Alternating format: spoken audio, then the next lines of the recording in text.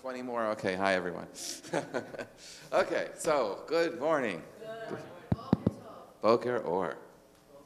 Yes. Okay, so today my plan was to spend some time kind of going through. Yeah, this is out of battery already. It's not holding. Yeah, it's because it was used for the concert and we didn't replace the batteries. I'm sorry. There's a second one. No, but they can't hear me. Oh, my God. The people, I know. The people on the live stream won't be able to, or the recording won't be able to hear a thing without. Yeah, so I have to I'll use this one. It just means I can't walk around. Okay. Sorry about that. Okay, so chapter 5 is like one of the central chapters where he goes into his political theory, and it's a very, very long chapter. It's like 50, 60 pages long. So I figure we'll go through that, and then the rest of the book is all about computers and AI and stuff. So we'll do that for the last session, which is sometime next. I don't remember when it is. The day after your birthday. Okay, so what's the date then? That date is April 26th. My birthday is April 25th. Okay, understood. Happy birthday. So April 26th, the last day. So then we'll go through the other stuff. So looking at chapter 5 here. Let me just double check if there was only one more or two more, because I thought there was a date in May. Yeah. Let's see. Well, Yeah, April 26th. no, that's it. April 26th, the last date we have. Yeah. Okay, so he calls it Decisions, A Brief History of Democracy and Totalitarianism. He likes to say things like called brief histories, because in Sapiens, a brief history of the human species, so it's his thing. But this is when he gets into the political theory, and he kind of and then everything fits into it. And what's original, I think, in this chapter is that he talks about, and there's a spectrum, right? There's anarchy, and then democracy, and then dictatorship, and then totalitarianism. So that's the spectrum. And he's, says when democracy, if it's too democratic, it becomes anarchy, and if a dictatorship is too dictatorial, it becomes totalitarian. So he's talking about democracy, which he thinks is the best option, and totalitarianism, which he argues is the worst option. So we'll talk through that. But what's original about it is that the defining element, the way he's understanding it, is how they deal with exchange of information. And that's what he's talking about. And his analysis of totalitarianism is highly influenced by this book, Hannah Arendt's Origins of Totalitarianism. Okay, if you thought this was a tough read to get into, But I did spend one day summarizing this when we did the year talking about Hannah Arendt. So you can dig that up in the YouTube library. And I read you all the greatest hits from Origins of Totalitarianism. It's very, very influenced by Hannah Arendt and the way, because her basic take on totalitarianism and what she does is she takes both Nazi Germany and Stalinist Soviet Union, and she says what they had in common was the manipulation of information, right? The sense that the government just tells you and you just have to believe it, and it's also the term totalitarian, that then it affects every aspect of life, not just the sphere of governance, but there's the sense of control of information. So whatever theories that that Hitler had, the Nazis had, that dominates everything, and everything else has to balance against that truth. So that academics, so that historians, scientists had to form their understanding of reality based upon the way that Hitler understood things, and the same thing in the Soviet Union under Stalin. So Stalin would, and the best example she made is when Stalin decided that Trotsky was no good anymore, then all of the histories of Soviet Russia had to be rewritten to take Trotsky out, and change it, right? So that's kind of what and he goes with that, in his take on it. But let's I want to read through some of the chapters, and then we can talk, sort of give ourselves a teaser about the role of AI then, which doesn't apply, before obviously the last 10 years or so, but then he applies that towards his systematic understanding of the different types of political structures, right? And if you, a good teaser also, if you looked at today's New York Times opinion section, it's extremely relevant to this discussion. There's 2 articles they have in the, one's the cover page, then takes you to, I think it's the centerfold. And one is a long piece about how the algorithms and AI and social media is basically ruining our cognitive functions because we trust everything to, our phones to tell us whatever we need to know. So we're showing studies that Americans, we're just not as smart as we used to be. Like we're not able to apply our own critical thought because your phone just tells you what you need to know. And that's where it connects with Harari's critique, right? Because the phone is only telling you one perspective because the algorithm figures out your, what is going to appeal to you most, and then they're only going to feed you that interpretation. So what this article was saying, it wasn't talking about the political implications, but just in general, how we have to stop being dependent on the algorithmically driven AI and exercise our cognitive functions the same way that we have to do aerobic exercise to keep our heart strong. We also have to do cognitive exercise to keep our brain strong. So there's if you didn't see it, the illustration on the first page of the opinion section shows a brain lifting a barbell, sort of to practice. And then right next to it is another opinion piece about, there was a landmark decision in California last week about that found the social media companies, men and others, liable for for forming addiction, and that the danger is, and then both articles basically made the same point, that it's similar to other types of addictions, and where it causes smoking, for example, would cause danger to our physical health, and addiction to social media would cause a danger to our cognitive health, but it doesn't mean but you can be regulated. Right, so, and that's basically what Harari argues in his, most of the book is depressing, but he's not saying stop using phones. He's saying just regulate the way it works to be mindful of the dangers, and that's basically his point in the book. And so it's right on today's, the 2 feature sections on today's opinion pages. So that's a teaser for, take a look when you go home for when we finish up. Okay, so the beginning of chapter 5, which is on page 118, because we finished up through chapter 4 last time we met. So he's talking about as I said, the different types of governments, and he says not every dictatorship is totalitarian, right? You can have a dictatorship that's not totalitarian, but it's a danger of becoming totalitarian. There's all fluid between the two, just like you can have a democracy that's in danger of becoming a dictatorship, right? And you can also have a democracy that's in danger of becoming an anarchy that goes the other direction. So you have those same, those dangers on each side. The classical example of a democracy that becomes a dictatorship is ancient Rome. Right? It was the Roman Senate was based on the Greek model of democracy, where everyone participates in discussions, everyone exchanges information, using Harari's terms, and then they take my jacket off, and then deliberate, on what to do. When it says everyone, okay, everyone meaning the freed property males who were citizens, but nevertheless, it was an all-inclusive nation. In all cities, that was the democratic way that cities under the Hellenistic age were governed, or they were governed by a dictatorship, where there was a tyrant or a king was sort of appointed to be in charge. So in Rome was, throughout the history of the Roman Empire, it was always no kings. That the ancient, they had kings before, but then they established a republic. So we just had a third, right? No King's Day yesterday. That was inherent in the Roman sense, that Rome always thought of itself as a republic. And the story about a democracy becoming a dictatorship is when Roman Republic becomes an empire.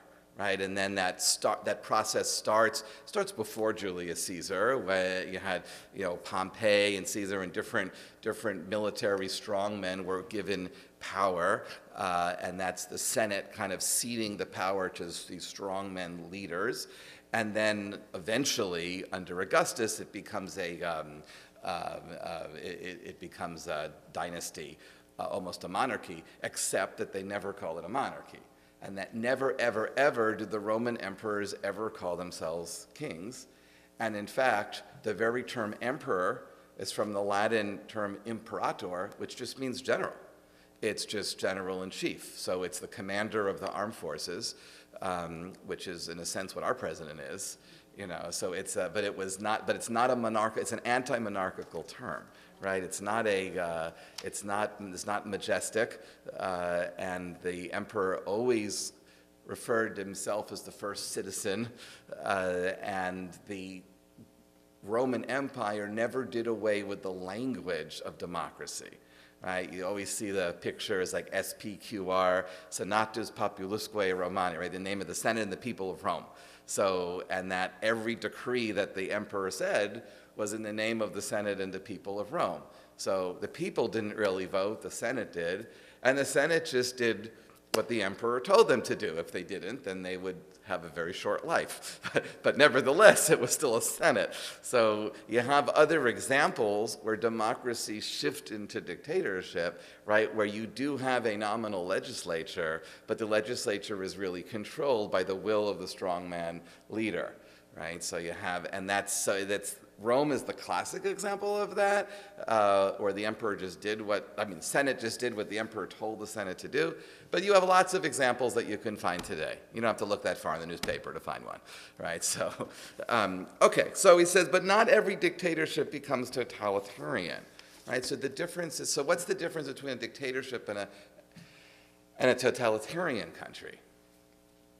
A dictatorship is where most of the power is focused in a central authority, but it doesn't quite control everything in life, and there's still, nominally, you still have some freedoms, where you're able to, still express some stuff. I mean, I look at how he says it here. He says, the totalizing form of dictatorship practiced by the likes of Hitler and Stalin is known as totalitarianism. I mean, he's obviously cannot be thinking of Hannah Arendt when he says inability to exert totalitarian control. So he's saying that in a dictatorship that's not totalitarian, the dictator theoretically could control everything, but is prevented for technical reasons. It could be the technology didn't exist.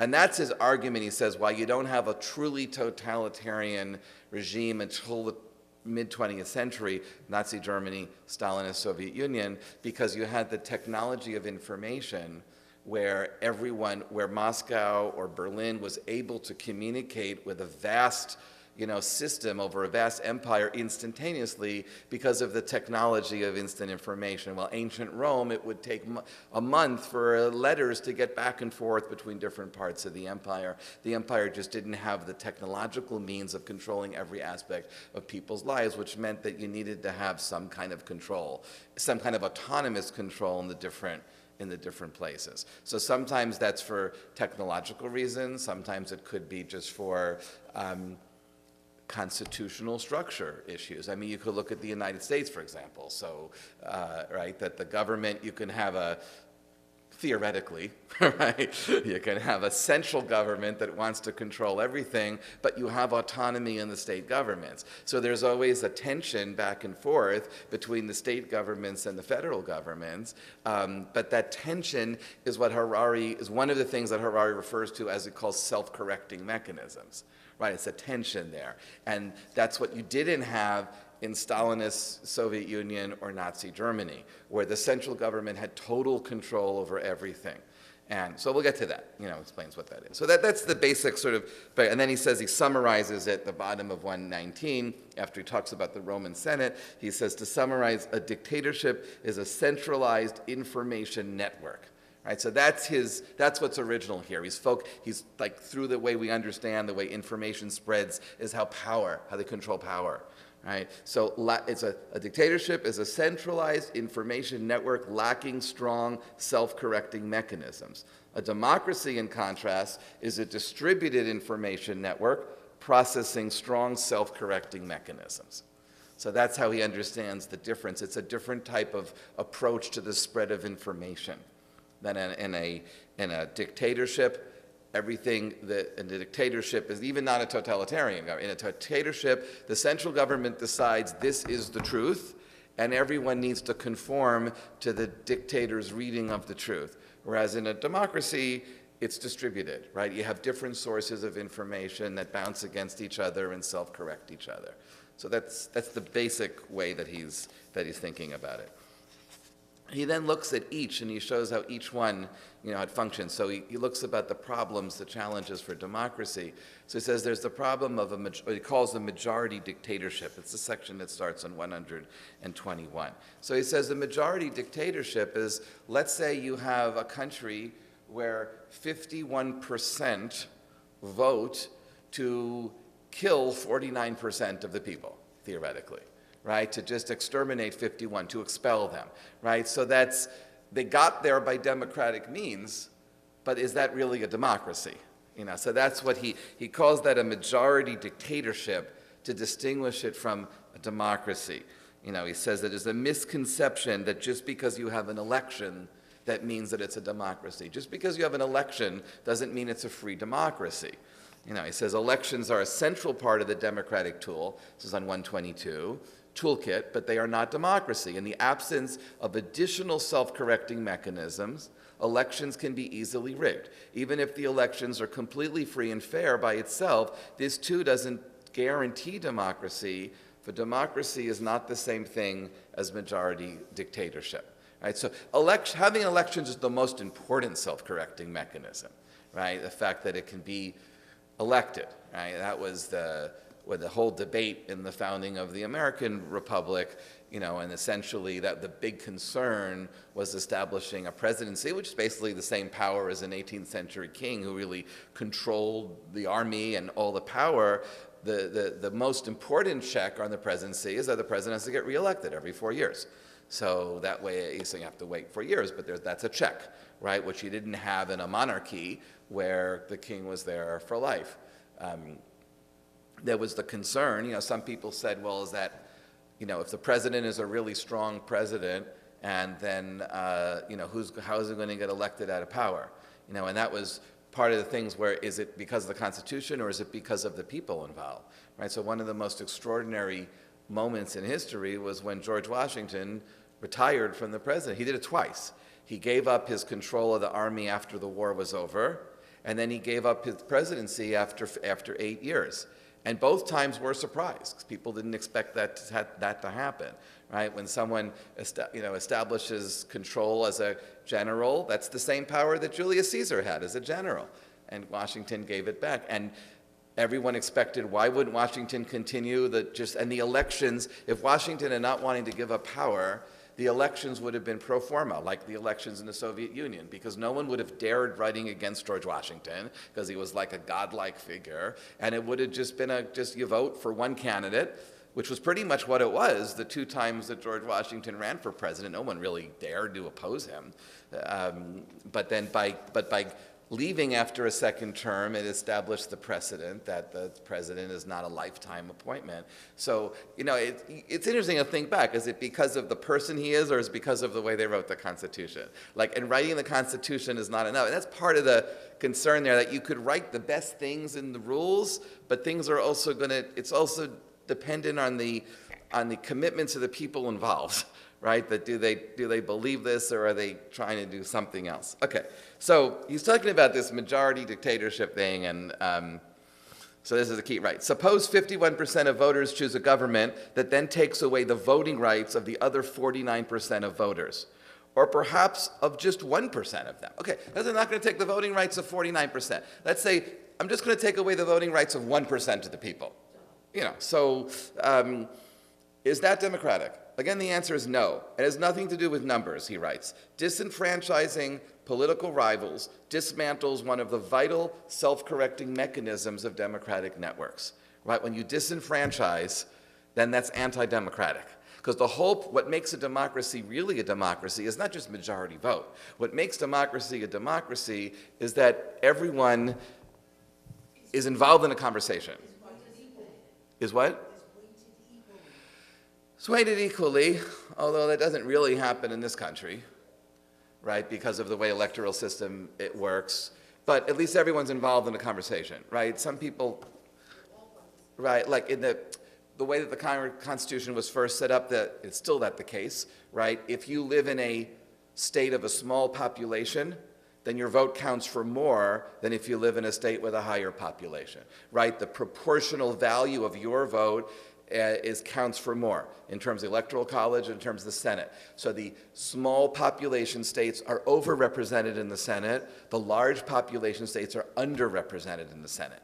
And the same thing happened the other way. In the original version of the Constitution, there was a whole debate. The southern states wanted to count slaves in their population.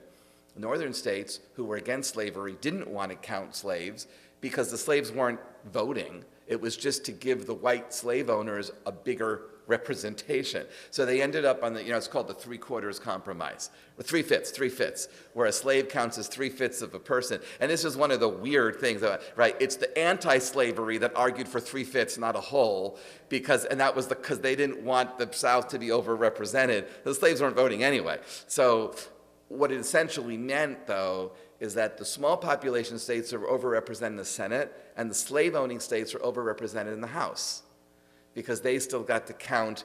The argument of the North is that we don't like slavery, you do. So you're buying property, and by buying property, it's giving you greater representation in the House. Whereas we buy property in the forms of factories and stocks and horses and animals. That doesn't increase our vote. So the South was overrepresented in the House, and the small states are overrepresented in the Senate. So it's not equal, but it's still democracy. So it's the difference is that when you disenfranchise, when you say, it's different than extending the franchise. They were arguing on states, right? It took another over 100 years till women got to vote, right? So, and then there's the whole debate about who's a citizen, who's not a citizen. That was a big debate in ancient Rome also. It took till late antiquity, where the Roman emperors, Cato, I think, who extended citizenship to the entire Roman Empire, and everyone who lived in the empire was considered a citizen unless they were slave.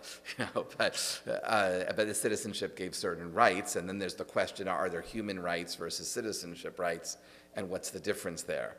We'll get to that, but just to aside, that was Hannah Arendt's critique of the liberal democratic structure. She says we can talk and talk and talk all we want about rights, everyone being treated equal, but if you lose your citizenship, then no one's protecting your rights.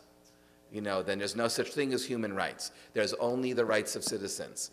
And if a government decides to strip you of your citizenship, which happened to her because she was German, and then a German Nazi government stripped her of her citizenship. And obviously, she eventually got citizenship in the United States. But her point was, for that time, when she was a refugee, nobody cared about her rights. It's as if she had no rights.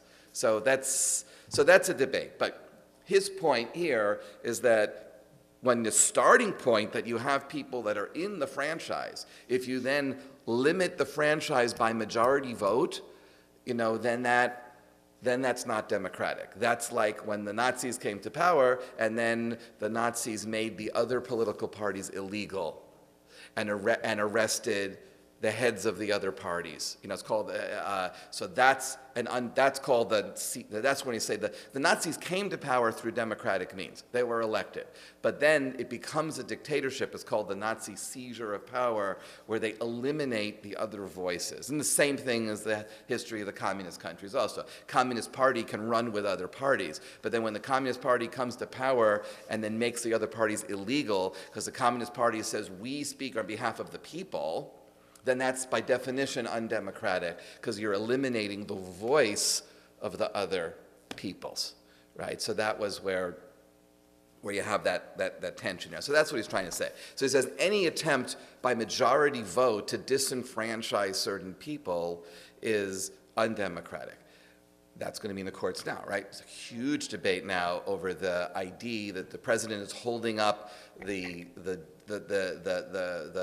funding of Department of Homeland Security to try to get the Democrats to agree to the voter ID law, and the argument that whether or not it's a good idea or not, I don't think it's a good idea, but whether it's a good or not that you have to have an ID to vote, if you make that law now, It's just inconceivable that people that don't have an ID would be able to get an ID in time for the elections in November. There's just not enough time. So the argument is that if you pass that law, it will in effect disenfranchise large areas of the government. Disenfranchise people that are probably voting for the other side, not for the president's side, which is one of the reasons why they're pushing for it. So that, Harari said, is undemocratic, if you go by his definition, because it's disenfranchising. It's taking people out of the conversation who are now in the conversation, right? So, okay, so he says, disenfranchising political rivals dismantles one of the vital self-correcting mechanisms of democratic networks. Elections are a mechanism for the network to say, we made a mistake, let's try something else. That's what elections should be for. But if the center not the center politically, but the center meaning the central authority, the power, if the center can disenfranchise people at will, then the self-correcting mechanism is neutered, right? Then it's not an effective self-correcting mechanism. So that's the argument he makes there. And then he gives example of different type of, okay, this is probably one of the most important that he just kind of slips in there. So these two examples may sound outlandish, but they are unfortunately within the realm of the possible. Hitler began sending Jews and communists to concentration camps within months of rising to power through democratic elections, right? And that's always disenfranchised African Americans, Native Americans, and other repressed populations. All right, that's a weird comparison there. That we would say, in Hebrew, we would say lahavdil, but nevertheless, he's throwing it out there for what he wants to get to. Of course, most assaults on democracy are more subtle. The careers of strong men like Vladimir Putin, Viktor Orban, right, Recep Tayyip Erdogan, Rodrigo Duterte, Jair Bolsonaro, and Benjamin Netanyahu demonstrate how a leader who uses democracy to rise to power can then use his power to undermine democracy. And then he ends the paragraph with, as Erdogan, it's the Turkish leader, once put it, democracy is like a tram. You ride it until you arrive at your destination, then you step off. It's a great quotation.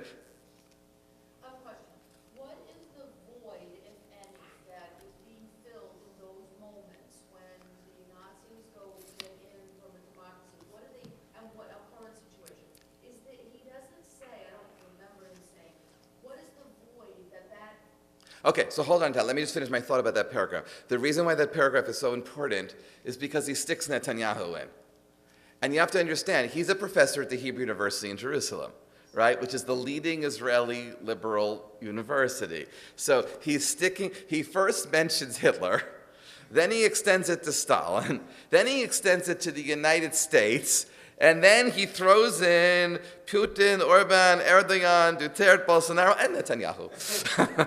So it's a very, he's making a very, very important point there that Netanyahu is a strong man that falls into the same list of countries where you're talking about Russia and Hungary and Turkey and Brazil. Where is Duterte from? It's from... forget what country he's from. Philippines, thank you, Philippines. Philippines, Brazil, and Israel, right? After he mentions the United States, right, are also where you have strong men who are kind of push the limits of democracy in bringing more power to the central authority. So he's critiquing the danger, the political danger, where Netanyahu has endangered Israeli democracy by just sticking it in there without directly. But that's why I said that's probably one of the most controversial, most important lines in the book, by just floating Netanyahu in there. If he phrased it all as a critique of Israeli democracy, then he would have been slammed, and so this lady just kind of stuck it in, because who's going to really get to the bottom of page 122? So okay, we were saying something, asking a question, Stacey? No, okay. So where's the void? The void again between a democracy and then when democratically elected tension to go in this totalitarian. Yeah, so the void is in, that's why that list is important. It's in all those countries, right? Because What's the social, what's the cultural, is there a connection? Yeah. Is there a connection? Is there a theme that allows this? People So his theme, right? So let's see how he plays it out through the chapter, because he's going to keep explaining that. But he says what the appeal is, what the appeal of populism. He talks about populism. Yeah, he does. Yeah. He says the appeal is that it's a simpler approach. And again, his answer, and we'll try to go through as much more as we can in the next half hour, but his point is that it's how we process information. And a strongman leader is an easier processing of information. It says this is what you need to know. This is the explanation. Yeah, this is the explanation. And democracy is much more complicated. You have to listen to different sides. You know that truth is gray, right? Because the Democrats have some good points and the Republicans have some good points. And maybe they're right about this, maybe they're right about this. Or maybe an individual person, maybe I agree with one thing that president says, I don't agree with the other 57,035 things. But one thing might have, but the point is that it's not, truth is not monolithic. Right? And that's why democracy is about a conversation. And that's what Hannah Arendt, again, is influenced by Hannah Arendt, because her point is about it's all about exchange of information and debating with people. And you don't have to have that debate. You're just given truth. It's very simple. You just, it's like you look, it goes to what I was saying this morning with the opinion piece today in the Times, that the danger of your smartphone is it's a small screen. It's not this long. All you need is 2 lines and you know what you need to know. You just look it up, it gets right to the point. It could be lying, but then you're using, it could be lying, but it's coming from a source that you trust, but the source is controlled, right? So it's not, and then we talk about, so I'm not going to just look at Facebook feeds, I'm going to read the New York Times. I can't tell you how many times people tell me, why do you trust what the New York Times says about Israel? It is so biased, it is so anti-Israel, and the only people that feel that strongly about the New York Times are the Palestinians, who say it is so biased, it is so anti-Palestinian, so pro-Israel. Both sides say the same argument. So it can't be both at the same time. But the point is you don't see enough, right? It's how the information is transmitted, when the information is controlled. Now, with a totalitarian structure, it's controlled intentionally by an actual dictator, whereas in an algorithmically AI, it's controlled through just my preferences, so it's an artificial intelligence. And then the question is, the artificial intelligence more or less dangerous than the human intelligence? They're both totalitarian, right? Well. Rebellion, okay. Yeah, I'm not. Still the same country today, I'm sorry.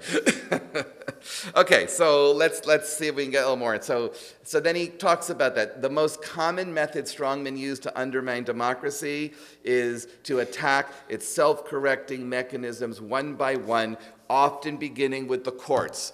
Okay, that's why it's so Israeli, right? Because right before October 7th happened, the huge uproar in Israel was about Netanyahu, who was pushing through a changing of the basic law that would take power away from make the judiciary less independent and more dependent on the Knesset, which is controlled by the by the government. So it basically would eliminate or decrease the self-correcting mechanism of an independent judiciary. And whenever Netanyahu says, you're telling me I'm anti-democracy? I'm the most democratic leader because I want to follow the will of the majority. And that's what Harari is specifically arguing. This is an internal Israeli argument, in a sense, right? Because Netanyahu is saying, I represent the majority that don't want an undemocratic court to be telling the government what they can or can't do. The government represents the will of the people. And what Harari is saying is that, what do you mean, the people? You mean your coalition of 61 votes in the Knesset, because you wheeled and dealed and you got enough votes. That's not the people. The only will of the people is it needs the balance, right? And it needs the balance and it needs protections, and that's why the court's there. The court, having an independent judiciary, guarantees a democracy. If you have, where otherwise it's a majority dictatorship. And that nuance, Netanyahu, he may understand it, but he doesn't claim it, right? His argument is that if I have the majority, then that's what I'll do. And that's always the danger. And you have the same thing in both sides, right? Right before Yitzhak Rabin was assassinated, there was this huge outcry from the right wing in Israel saying, how can you go forward with a peace with the Palestinians when the people don't want this? And to which Rabin's response was, if I have a majority of one, I will move forward. I mean, okay, you can't, and that's the way majorities work, right? You have a majority vote, you move forward. It's like every majority works that way. Like we have, we have discussions on our board meetings when, some people just really disagree with the other people, but at some point you have to take a vote, and not everyone's going to be happy. It's nice to get the points where you get consensus, but it's not always possible, and other times you have to move on. Like he says that, like he makes that about, he gives the example of the Iraq War under George W. He says that you had people were against it, and you had people that were in favor of it. But then the Congress voted, right? And once the Congress approved, then that's the democratic process. Then there's a decision. And that meant that we were at war with Saddam Hussein. And individual Americans didn't have the right then to say, oh, I'm not at war with Saddam Hussein, because the country decided through the democratic process that it was going to be at war with Saddam Hussein in Iraq. So he has a great part in in case we don't get to it, because it's very, very prescient. He says, it didn't go, of course, the way that, because the U.S. didn't actually win the war with Iraq. The real winner was Iran, he argues. And this was obviously before the current Iran war. He says because by weakening Iraq, it just increased the power of Iran. And then that's, and he kind of says like all the problems that we're facing now, where you had Iran was then unchecked in its power as being the local strongman that was anti-American, and anti-Israel. Okay, so it's just the fact that he focuses first on the courts. He could have listed a lot of things. Then he says, or the media, or etc., but he lists the courts first because he's sticking it to Netanyahu. Very subtle between the lines. But that's the way. I wonder if in the Hebrew edition it's a little more obvious. So I should check that. So, okay. The typical strongman either deprives the courts of their power or packs them with his loyalists and seeks to close all independent media outlets while building his own omnipresent propaganda machine. Right? So, when you call journalists the enemies of the people and then establish your own media source, right, then that's where, and we have examples of that. We have examples of that with President Trump. We also have examples with Netanyahu, right? One element of the corruption case against Netanyahu was that he was influencing the media to present, his way that he wanted to present it and cross certain lines in using influence. Like you give contracts to the media moguls that are going to give your side of the argument and not present the other. So that's what he's arguing, that control of the media is hurting the health of the democracy because the media, a free press, is a check against the central government. So that's where those dangers, where the red lights come when that happens, which is the argument why the case against Netanyahu is an important case, unlike the argument that President Trump has made that it's just, people are just trying to attack him from his enemies and he should be pardoned. So that's what that debate, it's a very important debate, that the president of Israel is really in the hot seat on because he's being pressured by Trump to pardon Netanyahu, and you have, still different, you have a politically appointed argument from the Justice Ministry that said pardon him, but then they're waiting for the independent board to give the recommendation, which most likely will argue against a pardon, especially a preemptive pardon, because it hasn't even been convicted yet. So, but that's what that, behind the lines there. Okay, so again then at the bottom of that page, supporters of strongmen don't see this process as anti-democratic. This is like the strongman people. They are generally baffled when told that electoral victory doesn't grant them unlimited power, right? And this is directly an anti-Netanyahu there. Netanyahu says, I'm democratic. Instead, they seek any check on the power of an elected government as undemocratic. However, democracy, top of 124, probably the most important sentence, doesn't mean majority rule. Rather, it means freedom and equality for all. Democracy is a system that guarantees everyone certain liberties which even the majority cannot take away, right? And that's his basic argument, that a real democracy protects the liberty and the freedom and the rights of the individuals, whereas a dictatorship could use democracy, but it's using democracy to control and to eliminate those self-corrections that a true democracy needs. So that's the basic element of his argument and his attack against Netanyahu then. And he says there's two, and then he talks about the difference between human rights and civil rights, and they're all gray, what is guaranteed, what's not, but those are the type of things that, and then he says, even if 99% in a democracy, even if 99% of the population wants to exterminate the remaining 1% in a democracy that is forbidden because it violates the most basic human right, the right to life. He doesn't mean anti-abortion, right? He means that life. We can talk about liberty, we can talk about property, but life is the first one, right? And if you say that I'm going to exterminate 1% of the population, and then that violates a basic human right. He talks about that. He talks about the civil rights, freedom of the press, academic freedom, etc. Then he talks about this idea of the truth, this section I talked about with the Iraq War.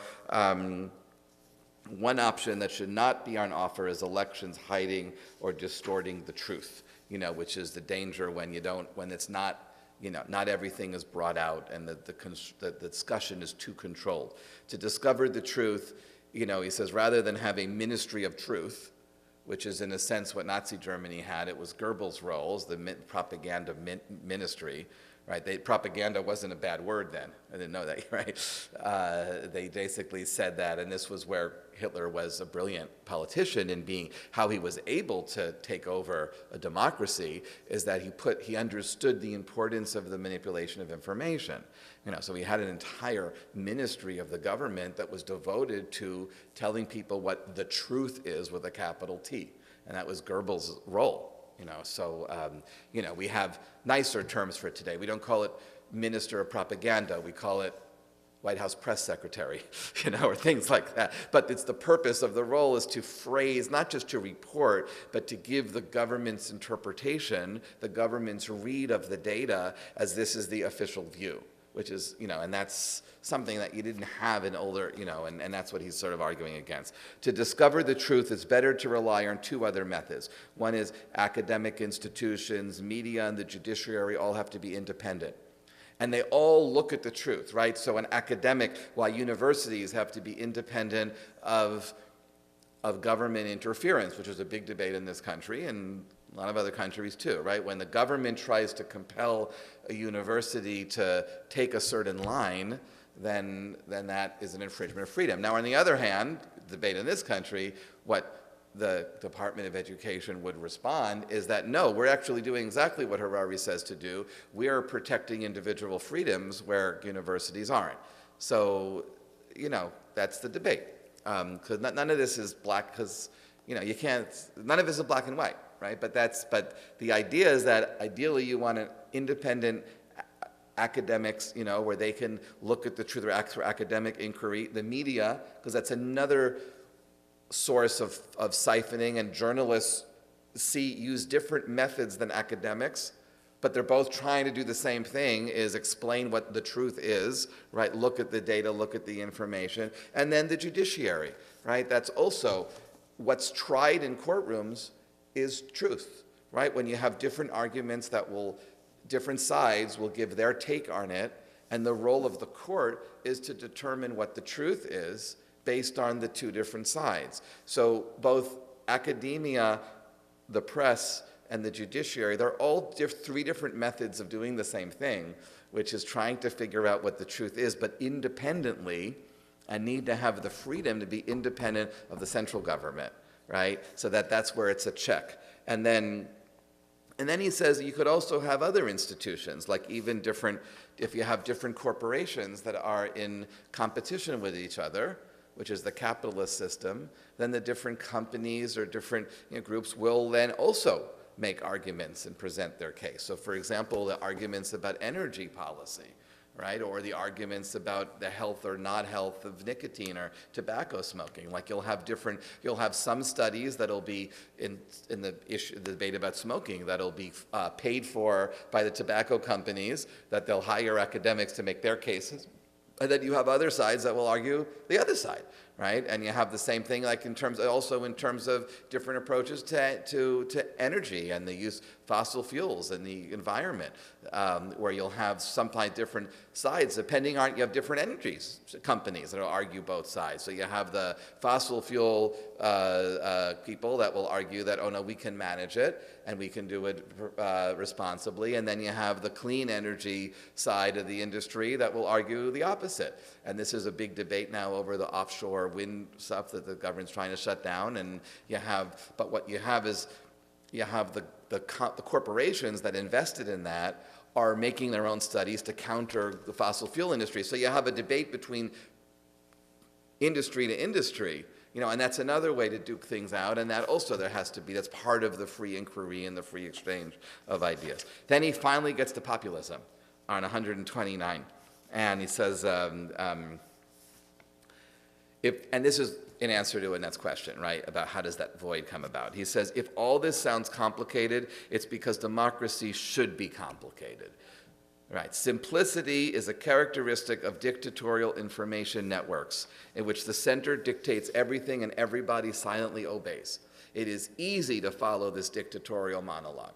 In contrast, democracy is a conversation with numerous participants, many of them talking at the same time. It can be hard to follow such a conversation, but doesn't mean it's not, it has its advantages also, in that it kind of gets at what the truth is. You have the same arguments in religion, right, that people often say orthodoxy, in the Jewish context, right? People say Orthodox Judaism is a lot, works so much better than conservative Judaism because it's very clear, right? It's not ambiguous. Whereas in conservative Judaism, the theology, the theory, it's so complicated and it's so ambiguous, and then that you walk away more confused. So that's why, and it's true, it is not as successful as Orthodox Judaism. The average age, according to our last study, which was in 2023, the average age of the conservative Jew is 63 and a half years old. Right? Whereas the average age of the American Orthodox Jew is like 29. So there's a big difference, and Orthodox, it's not just because they have more children, which they do, right? It's also that they do a better job attracting people because it's a complicated gray approach to reality is not attractive, but it's probably more true. And the same thing with democracy. So he says, moreover, the most important democratic institutions tend to be bureaucratic behemoths. Right? And that's the issue, right? So when you have strawmen saying, it's the deep state, right? It's a bureaucracy that only exists for the sake of itself, and whereas citizens avidly follow the biographical dramas of the princely court and the presidential palace, they often find it difficult to understand how parliaments, courts, newspapers, and universities function. This is what helps strongmen mount populist attacks on institutions, dismantle all self-correcting mechanisms, and concentrate power in their own hands. He says in there somewhere that bureaucracy is a good thing in democracy because it and the bureau, he said. Right, that we did in the first part of the book, right, where he said a bureau, right. He explains, right, that's one of the amazing things about this book is he gives a passionate argument for the importance of bureaucracy, right? It's a bureau literally means a drawer. So he's talking about you compartmentalize information, and that's how you're able to manage all of the information. And it's, and it's, right. Of course, it doesn't mean you have to, but you need to compartmentalize in order to understand it, right, in order to manage it. Yes. It's a management, right, it's a way to manage information.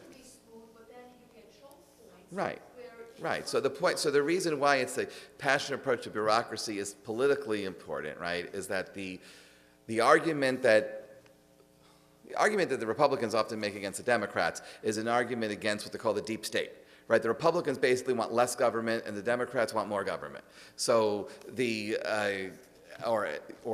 right. So and wanting more government and supporting a large bureaucracy is not as popular. It's anti-populist because it needs a lot of taxes to support it, and it's something that all of the things that the bureaucracy does, people don't understand. Right? So, yeah, but you have to say, but it's necessary. So then it says, it's necessary, you got to trust us, right? And then a populist is saying, no, trust me. I'm going to make it simpler. I'm going to cut taxes. I'm going to just serve, directly, not all these bureaucrats in the middle. So that's right. That's the danger, and that's where, and his argument is that, when you have large governments that are governing hundreds of millions of people, you need a bureaucracy in order to do it properly, but then you have to have a way to interpret it. And part of the problem with the Democratic Party in the debate in this country, one would say, is that they've really failed to explain, right? Their narrative is not as good as the Republican narrative. They're just unable to explain why this is necessary and why we should feel passionate about it. And that's what he says, because that's not something as people that can understand, right? You can understand a personal story about a strongman. You can't understand why this department of government is so, and how it relates to that one and why that's important. So, okay. So let me jump a little bit. The Nazi case is, of course, extreme. And it's grossly unfair to accuse all populists of being crypto-Nazis with genocidal inclinations. Right? Not every populist leader wants to kill millions of people. However, many populist parties and politicians deny that the people might contain a diversity of opinions and interest groups. They insist that the real people has only one will, and that they alone represent this will. And that's the key. That's what makes it a populist leader, not a democratic leader. If a populist leader really believes that he or she represent the true will of the people, right? And that the opposition they don't understand, and they just want big government, and they, and whatever. So they're aliens. They're not real Americans. So that's sort of the area. It says what turns someone into a populist is claiming that they alone represent the people, and that anyone who disagrees with them, whether state bureaucrats, minority groups, or even the majority of voters, either suffers from false consciousness or isn't really part of the people. So that's why populism poses a deadly threat to democracy. While democracy agrees that the people is the only legitimate source of power, democracy is based on the understanding that the people is never a unitary entity and cannot possess a single view, right? And that's why it's a more complicated approach. Every people, whether Germans, Venezuelans, or Turks, is composed of many different groups with a plurality of opinions, wills, and representatives. No group, including the majority group, is entitled to exclude the other groups from membership in the people. This is what makes democracy a conversation. Holding a conversation presupposes the existence of several legitimate voices. And the populist leader doesn't want to hear the opposition voices. They find that those are anti the people, right? Even to use the word treasonous is often, we hear that used, right? As if they are enemies of the people rather than doing what is necessary for a democracy to function where there's a conversation. So that's the danger, and that's the red flag. Let's move along here to, okay. So then he talks about the strength of democracies. Let me read you the last page of that paragraph. This is I'm up to page 136 now. So questions can be asked about the United States. So after he gives all these other examples, then he comes to the United States. He says, in the United States, and again, he's more comfortable criticizing the United States than Israel because he's writing from Jerusalem, right? So in the United States, unlike in North Korea, people are free to say almost anything they want.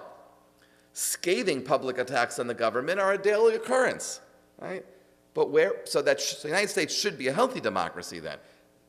But where is the room where the crucial conversations happen, and who sits there? The U.S. Congress was designed to fulfill this function, with the people's representatives meeting to converse and try to convince one another. But when was the last time that an eloquent speech in Congress by a member of one party persuaded members of the other party to change their minds about anything? Right? I mean, they don't even listen to each other's speeches. They're just read in the congressional record while everyone else is sitting in. I remember when I was like a high schooler and I went on the trip to Washington, and there's like 3 people in the room and everyone else is, they only come into the room when they have to vote. Like, it's just So then he writes, wherever the conversations that shape American politics now take place, it is definitely not in Congress. Right? Democracies die, this is when it gets serious, not only when people are not free to talk, but also when people are not willing or able to listen. Right? And that's the key. That is the key. Right? And that's where he's talking about. So it's not a constitutional flaw, it's a bigger flaw. Right? It's a societal flaw in terms of why are we not having conversations with each other and just yelling at each other? That's the basic point. So then he gets more historical there, and he goes back to the Stone Age. He talks about Rome. He's got his big historical sweep of all these different examples, and then he talks about how it gets more. It's that the type of totalitarianism and dictatorships, totalitarians are more severe now than ever before. And this is part of the point of his argument. Like, the pessimistic side of his book is that actually things are getting worse. And the reason why things are getting worse is because of the technology of mass communication.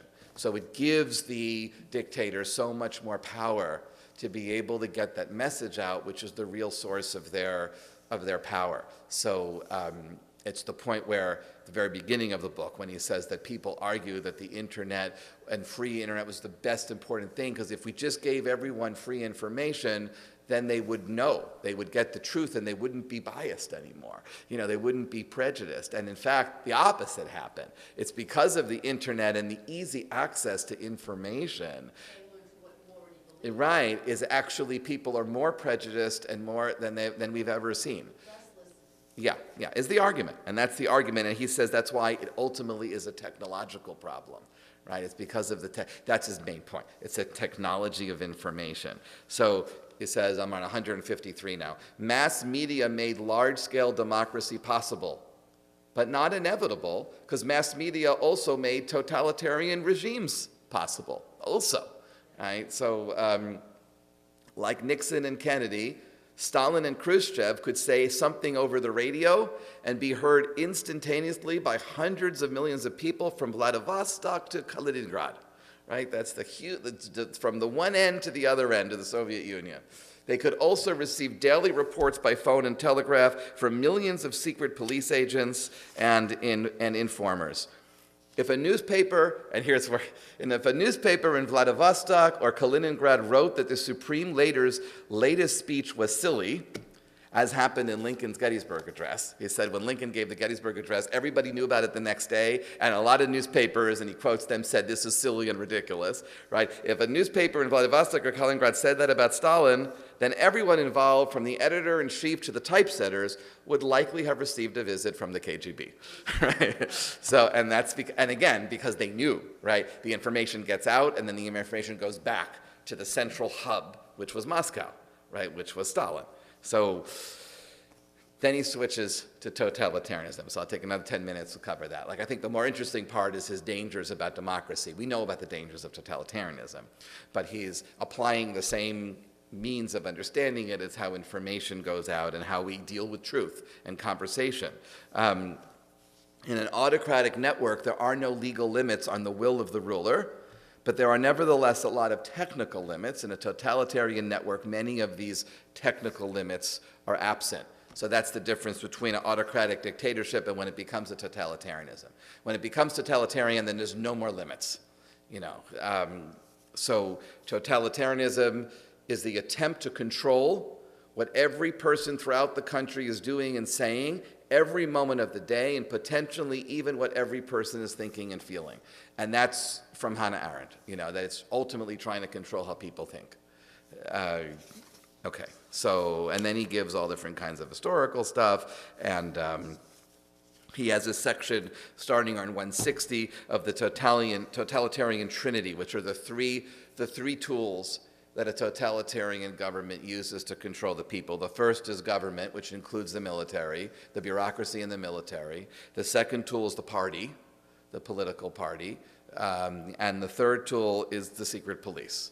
So, and those are all three independent of each other, but they're working. So that's like that's the checks in a democracy, in totalitarianism, right? Where the government, the party, the secret police. Each one is checking and informing on the other, mostly on the government.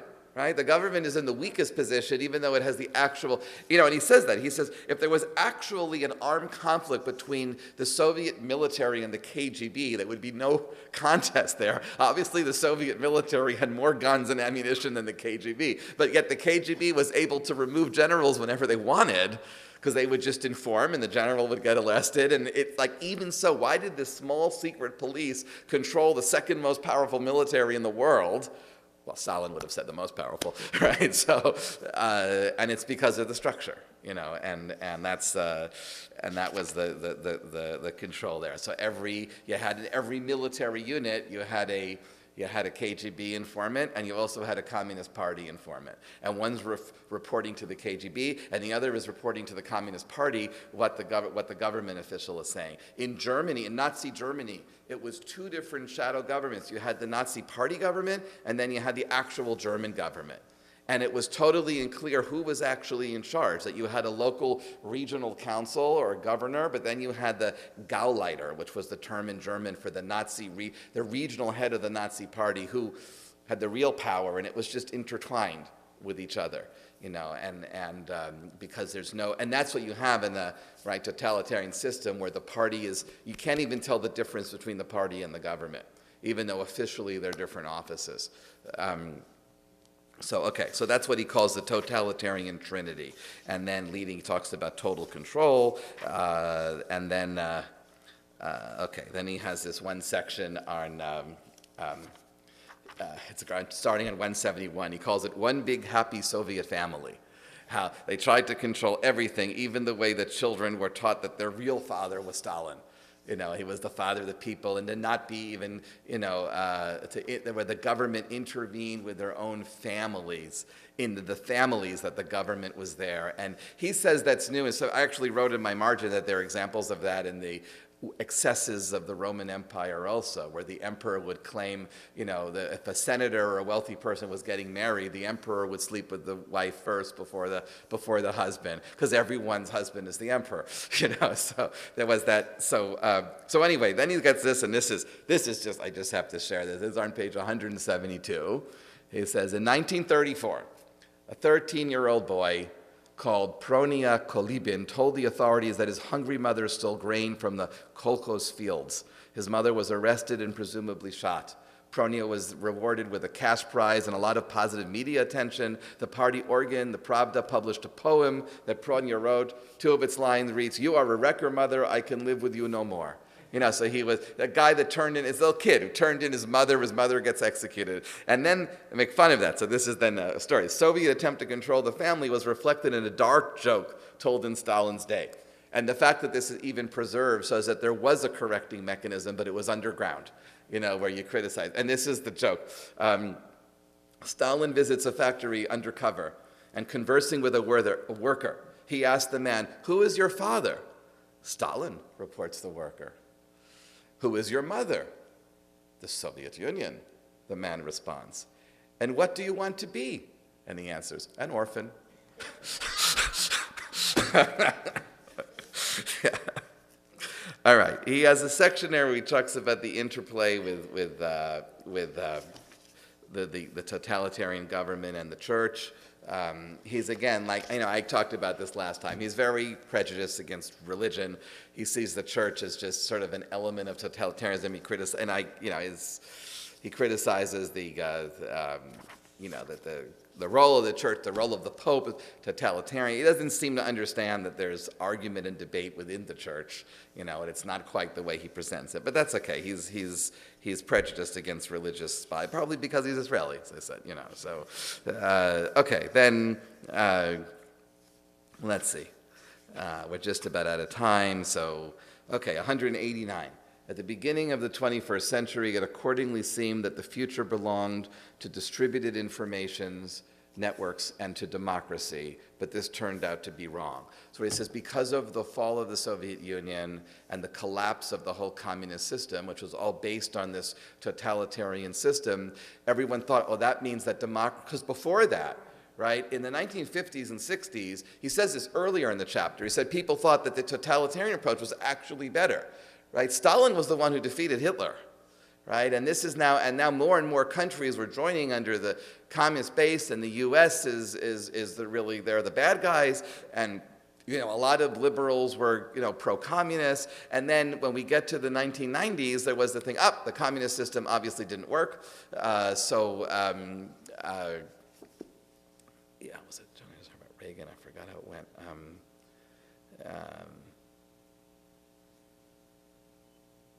It was a joke that President Reagan told that it was that